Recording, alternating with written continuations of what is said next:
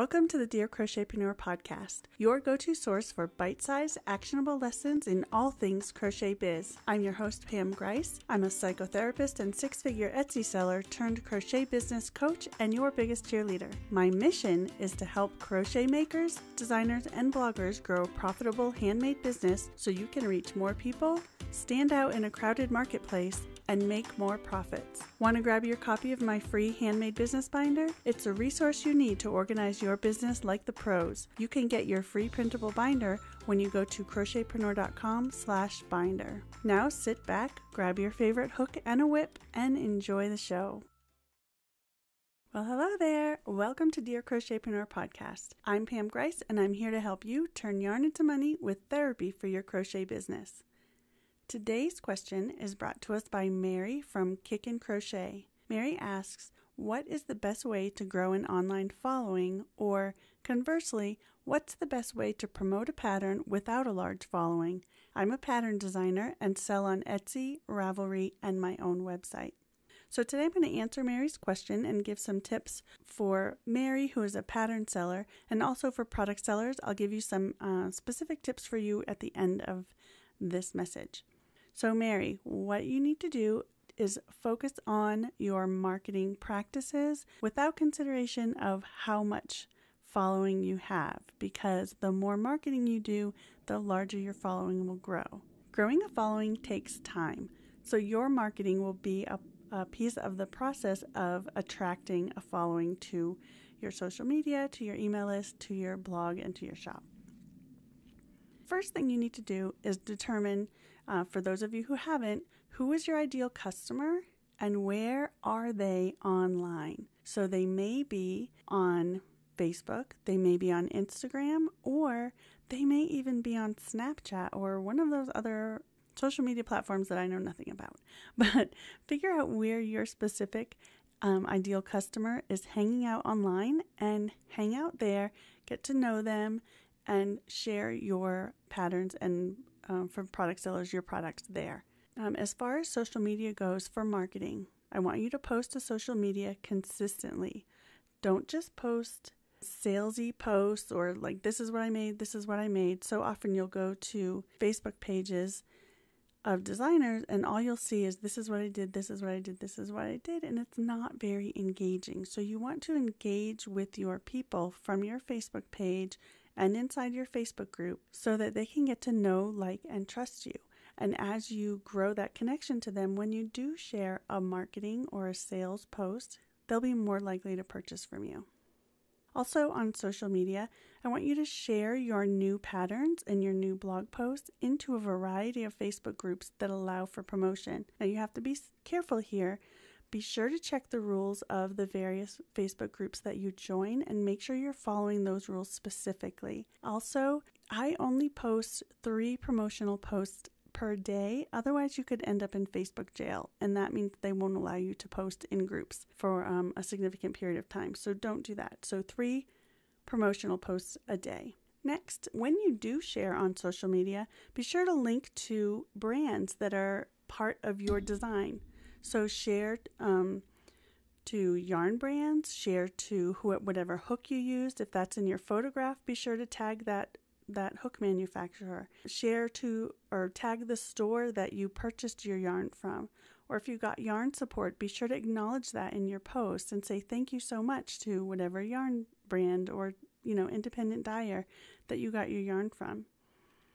And then lastly, as far as social media goes, if your pattern is free on Ravelry, be sure to add that to specific Facebook groups that advertise free Ravelry listings. You'll really be able to drive people to your pattern and increase its sales and ranking on Ravelry when you do that. Next idea for marketing is to really utilize your pattern testers as influencers. Be sure to gather up and get permission to use their photos or ask them to tag you in their photos of their makes that they've tested for you. Have them help you build excitement for your launch by posting works in progress and those kinds of things. And then also have them link their projects in Ravelry to your design. And Ravelry will walk you through that as you list your pattern. They'll tell you how to give your testers a code so that they can link their project And when your pattern goes live, their projects will be right there for future customers to see. Next marketing tip, doesn't matter what your following is, everybody can use Pinterest. So create 10 to 15 unique pins for each design that you put out and schedule those to go out periodically, spaced apart to up to 10 boards in your Pinterest account. And also link your pins to your blog posts, to your Etsy shop, to your Ravelry shop, and to your own personal website so that you have a lot of content out there on Pinterest that's driving people to your various sites. And then develop a strategy for marketing your older designs as well so that you're not stuck with just marketing one particular design at a time, but you're marketing your whole line of designs on a rotating basis on Pinterest. And that will get your pins in front of more and more people. And as they're shared, again, more and more people will see them. So it doesn't matter exactly how many followers you have. The more content you put out there, the more people will see it. Other ideas might be paid advertising. If you're in a space where you feel like you'd like to pay for advertising, you can give that a shot, do some experimenting, do some A/B testing with Facebook ads, with Etsy advertising, and even with Ravelry advertising. All of those are places that you could invest a little bit of money to try and get your brand out there. Just keep an eye on your analytics to be sure that you're getting a return on that investment. If it's not working out for you, then stop with your paid advertising if it's not worth it. Another way to optimize your marketing when you don't have a great following is to develop your email list. So even if you have a small list, those people on your list are your people, right?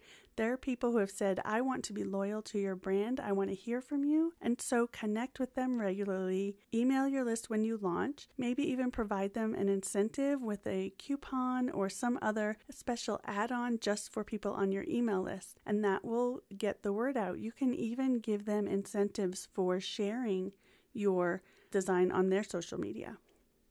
And giveaways are always a fun way to both increase your following and get the word out about your design. You can offer just a single free PDF as a giveaway. Be sure to follow all of the rules on social media about how to run giveaways, but have that giveaway in order to both grow your following and spread the word. Those are my tips for you, Mary, on how you can optimize your marketing without a large following. I promised at the beginning that I would have some specific ideas for product sellers. So here are some ideas that product sellers could use to do their marketing when they don't have a large following. One tip is to connect with influencers, people that you know that have a large following on social media. They don't have to be professional influencers, but someone who has a larger following, who is your target audience, and you can give them one of your products to advertise online. And, provided they love your products and that it fits and their following fits, this can be a good way to get your product out there. Of course, it depends on the value of your product. You don't want to be giving away too much value, but you could also offer a discount for the influencer's followers to use when they purchase from you so that you can keep track of, is this process working, or is this influencer driving people to my product? Also, you can use feedback from past customers in order to help people understand the quality of your product. So you can ask past customers to use their photos in your Etsy shop updates or on your social media, or you can share their reviews in your listing images on Etsy or any other listings that you might have in order to create that social proof for people. It's its own kind of way of marketing your products. And product producers also, a lot of product producers are not starting an email list. And your email list is going to be such a valuable way of marketing your business that I want you to think of ways that you can provide an incentive for people to sign up to your list and that you can provide valuable information to them on a weekly basis so that they can stay connected to your brand and you can grow that know, like, and trust factor. Finally, start a Facebook group for your biggest fans, offer special events and giveaways for your group, and keep the group active by engaging in things they like, not just about your products, but other things that you can increase engagement in your group and have people, again, increase that know, like, and trust factor so that when you do come out with a new product, they're more likely to purchase. I hope that you found all of those tips helpful. Mary, if you have further questions, feel free to follow up in the show notes at crochetpreneur.com/4, and that goes for listeners as well. You'll also find links to Mary's website in those show notes. Finally, if you're enjoying this brand new Dear Crochetpreneur podcast, I'd so appreciate it if you would take a quick moment to leave a rating and a review on your favorite podcast listening platform. Thank you so much for listening. That's it for today. Be sure to get your printable handmade business binder when you go to crochetpreneur.com/binder. And never miss an episode when you subscribe to the Dear Crochetpreneur podcast on iTunes or your favorite podcast listening platform. If you'd like your crochet business to be featured on an upcoming episode, be sure to go to crochetpreneur.com/questions and submit your question.